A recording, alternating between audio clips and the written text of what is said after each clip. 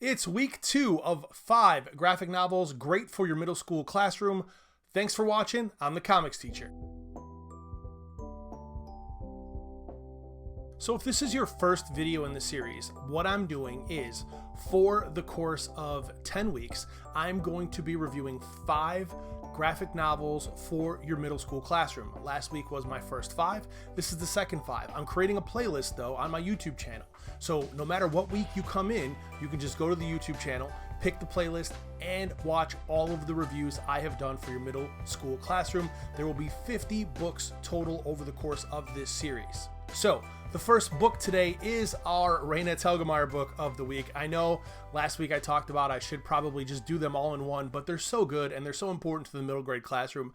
I have to give Raina's books their due every week here. So the first book, as I'm going to pop it up right here, is Sisters by Raina Telgemeier. Sisters is a book from Scholastic Publishing, and it follows Reina as she deals with having a sibling. Now, last week we went over Smile, which talked about the issues of braces and headgear and dealing with those issues and being a teenager who just wants to fit in but having a hard time because of those external forces.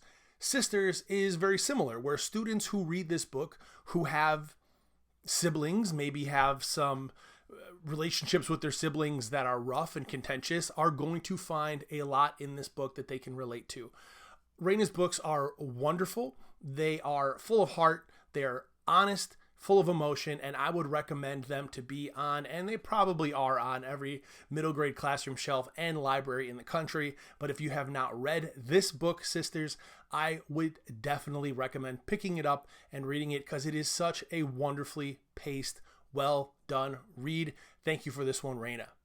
The next book I'm going to go over is actually 2 books. They are 2 books by Don Brown, and they are nonfiction. I've talked about these books in my regular graphic novel reviews, but I definitely think I have to put them on the middle grade graphic novel review list. And those two books are The Great American Dust Bowl, which I have right here, and Drowned City, Hurricane Katrina, and New Orleans, which I have right here. Both of these books are amazing tellings of these moments in American history where Americans had to go through an awful lot and were tried to the utmost of their patience. Hurricane Katrina and the American Dust Bowl books are both relatively short. I know I got the books up here, but I'm going to show you. I mean, a lot of these have huge panels with just maybe 1 or 2 chunks of text on each page. They are very well researched. They are, I would say, paced very well. And we have information that I guarantee even the adult readers here won't know about the Great American Dust Bowl, or things they might not know about Hurricane Katrina. So not only are these wonderful for your middle grade classroom and to teach really important moments in American history, but the adults out there reading these with the kids are going to get a lot out of these books as well. I can't recommend these Don Brown books enough for your middle grade classroom. The third book today is The Amazing Snapdragon by Leyh. Snapdragon, as you can see here. I read this book last week. I really was excited to kind of put it into the middle school reviews, but I had so much going on last week and I kind of wanted to space out the books I was really excited about, because I have a lot over these next weeks, and this is one of them that I was super excited about. So I didn't know anything about this book, and my friends recommended it to me, said it was a great middle school graphic novel, so I picked it up.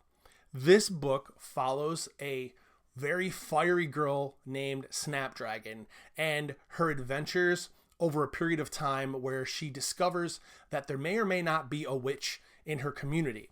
And as she discovers or attempts to discover the mysteries surrounding this person living in the area, tons of things unfold to us as readers. And there are a few reveals in this book that are just absolutely fantastic.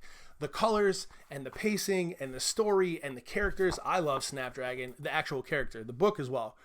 But the character of Snapdragon is just so fun. I think this book, Kat does such an amazing job of telling the readers exactly what the characters are feeling by a side eye or a quick glance or the way they react. It's funny.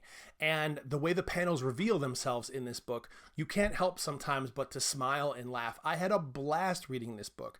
Yes, there are some emotional moments that are payoffs for people who want to have those heartfelt emotional moments, but I loved this book primarily because of the characters and how much fun I had reading it, primarily because how much it made me smile and laugh. So Snapdragon should definitely be one you check out and put on your classroom shelf.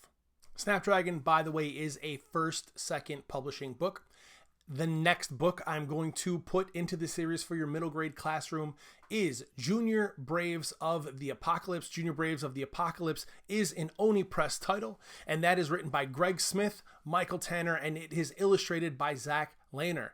Zach is one of my buddies. He's a native of the Chicagoland area, and I've kind of become friends with him. He's done artist visits to my school and done book talks with my kids.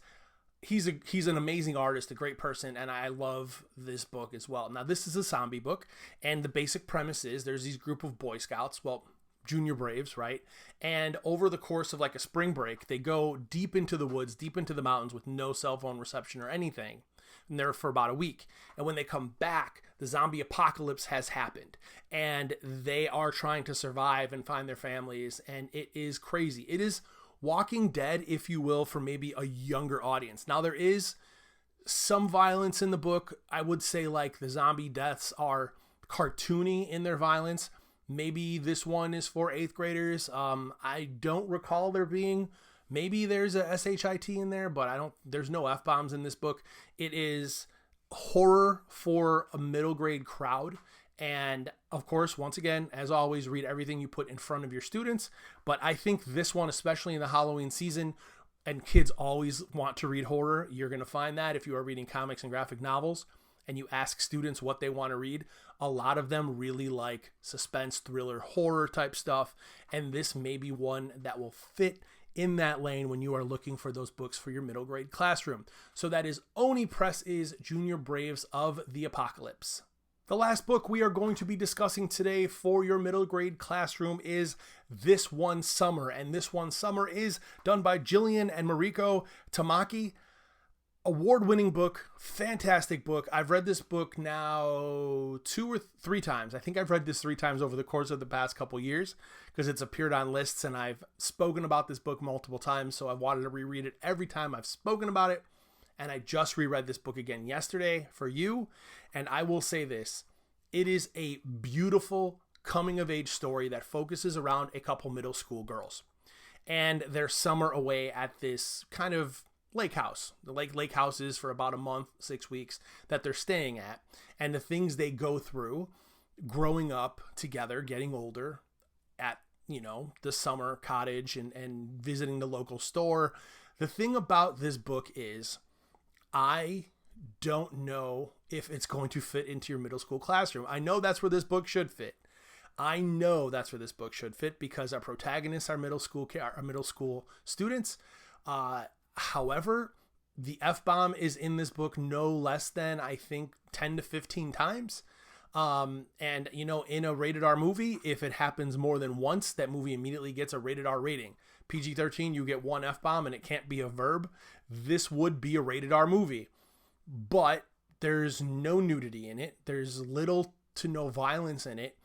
It tackles themes that middle schoolers have to deal with, family issues of, wanting to be older quicker and looking up to older teenagers and wanting to be like them and hang out with them.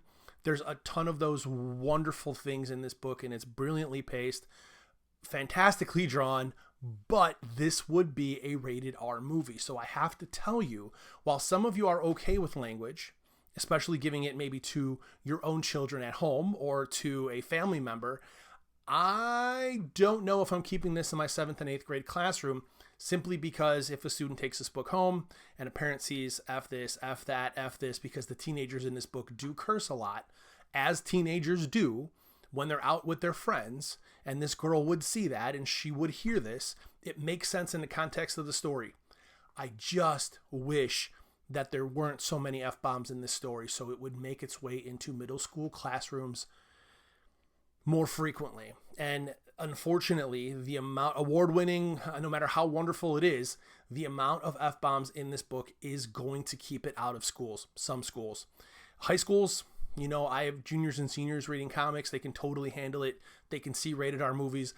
But the target audience, I believe, would be these middle school students who are looking for stories about themselves, stories where they can find themselves and see themselves in the book, where high school students are a little bit beyond where our protagonist is in this book. So that is my, you know, that's my catch with this book. I don't know how else to say it other than that, is be careful with it, because it's beautiful, it's wonderful, but 14, 15 F-bombs in this book is a little bit of a red flag for some classroom shelves. But I'm going to put it on the list anyway because it is so wonderfully written, and it's a middle school book, I would say, with the caveat there. So you need to read it and then determine that on your own. So there you go. 5 new middle grade graphic novel books for your classroom. Come back next Wednesday. I will have the next 5 in the series. That'll be 15 then. Subscribe so you get them all. Like this video, hit the notification bell so you know exactly when they come out. I appreciate you watching, and have a great week.